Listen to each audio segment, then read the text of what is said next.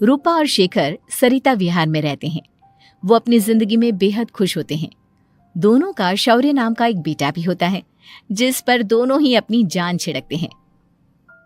शेखर, अब तो आप शौर्य को अपनी गोद से नीचे उतार दीजिए, उसके सोने का टाइम हो रहा है।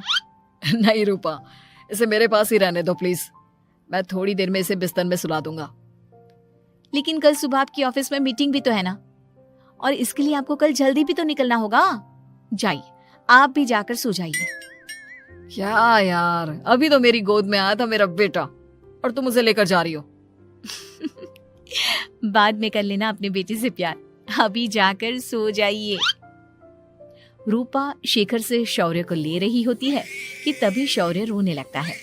शौर्य को रोता देखकर रूपा उसे फिर से शेखर को थमा देती है। आपका बेटा ना एक नंबर का नौटंकी है, बिल्कुल आप पर गया है वो। साफ बोलो ना, तुम्हें जलन होती है हम दोनों बाप बेटे का प्यार देखकर। पहले बड़ा तो होने दो तुम शौर्य को, फिर देखना वो सबसे ज्यादा मुझे ही प्यार करेगा। देखते हैं। ऐसे ही दिन बीतते चले जाते हैं और एक दिन कैंसर की बीमारी के चलते रूपा की मौत हो जाती है। अब शौर्य 3 साल का हो चुका होता है, जिसके कारण उसकी दादी शेखर पर दूसरी शादी का दबाव बनाने लगती है।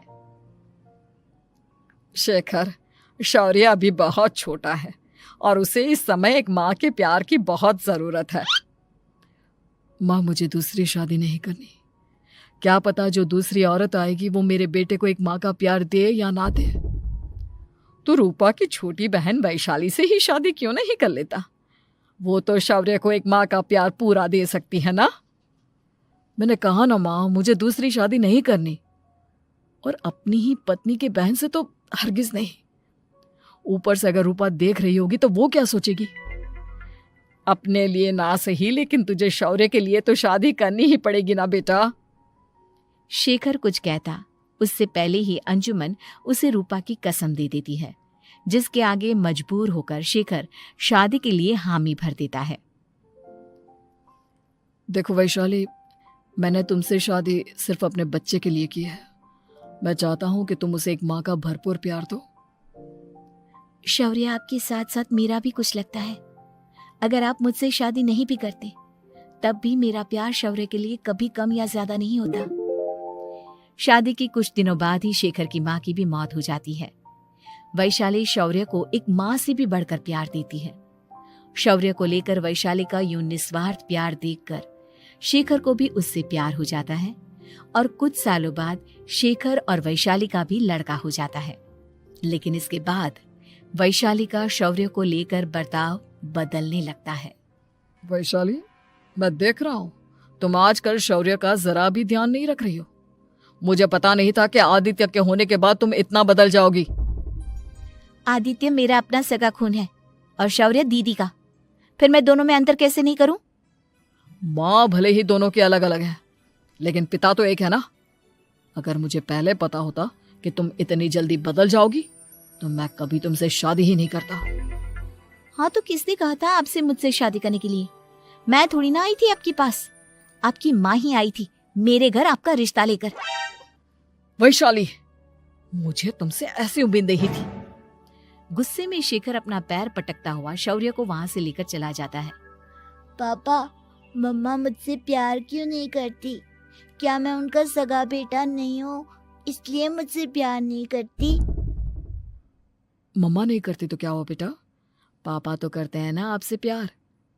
कुछ दिनों के बाद, आज तुझे खाना पीना कुछ नहीं मिलेगा, चल चुपचाप से अपने रूम में जाकर सो जा। माँ, अब भाई को खाना क्यों नहीं दे रही हो? बेटा तू आराम से खाना खा, इस नालायक की चिंता मत कर। एक दिन खाना नहीं खाएगा तो मर नहीं जाएगा ये। अगर भैया नहीं खाएंगे तो मैं भी नहीं खाऊंगा। तू अपने भाई का भक्त क्यों बन रहा है? ये तेरा सौतेला भाई है, सगा नहीं जो तू लक्ष्मण बन रहा है। माँ, आपको इतना भी नहीं मालूम? श्री राम और लक्ष्मण सगे भाई नहीं थे। श्री राम माता कौशल्या और लक्ष्मण माता सुमित्रा की कोख से जन्मे थे। दोनों के सिर्फ पिता एक थे लेकिन माँ अलग थी। मुझे ज्यादा ज्ञान देने की जरूरत नहीं है, ये सतयुग और त्रेता युग नहीं है, समझे? हाँ यहाँ बड़ा भाई का चमचा।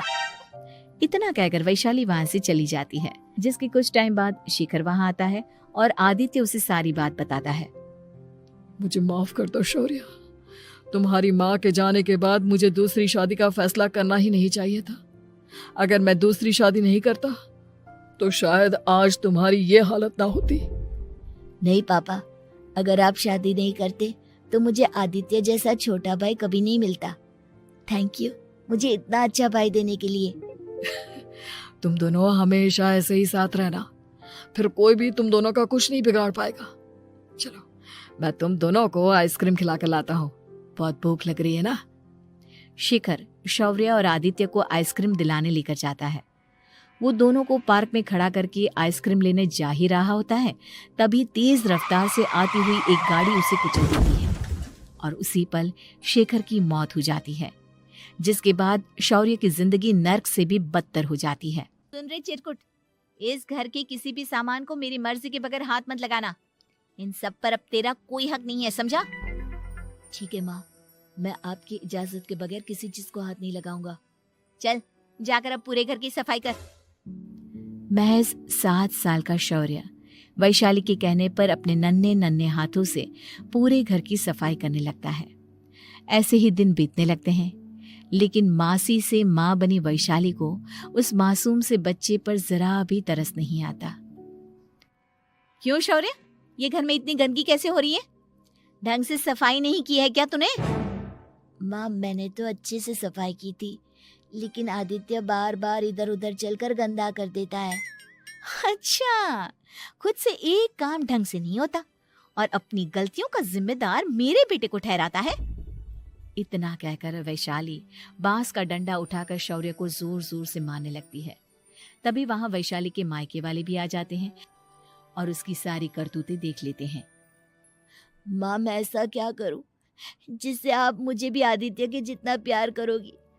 बोलिए ना माँ, मेरे क्या करने से आपके अंदर मेरे लिए ममता जागेगी? वैशाली शौर्य की एक नहीं सुनती, उसके ऊपर डंडे बरसाती जाती है। हद पार होते देख वैशाली की माँ उसका हाथ पकड़ती है और जोर से उसे थप्पड़ मारती है। यही सब करने के लिए तूने दामाद जी से शादी की थी? हमने सपने में भी तुझसे ऐसी हरकत की उम्मीद नहीं की थी। तू माँ नहीं, माँ के नाम पर एक धब्बा है।